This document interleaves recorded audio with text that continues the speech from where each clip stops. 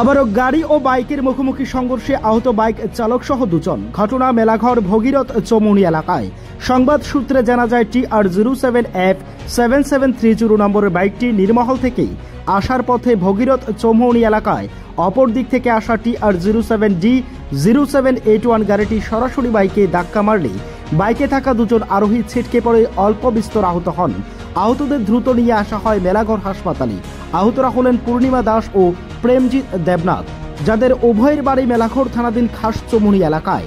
অপরজন গাড়ি চালক মজরুল ইসলাম, বাড়ি বিশালগড় নেতাজি চৌমুহনী এলাকায়।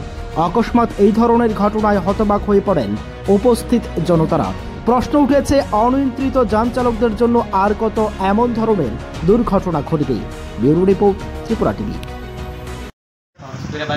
আচ্ছা, তারপরে আমরা কজন ডিলার সাইড মুখের মধ্যে একটা উঠু আসলো, এটাতে হরন দিছি। আমরা হরন দিয়ে মাত্র উঠুটাতে একটু মানে একাত পারেছি, আর নিচের গাড়ি একটা ওরা আমরা সম্ভবত গাড়িটা বাইরে দিয়েছে সহজ।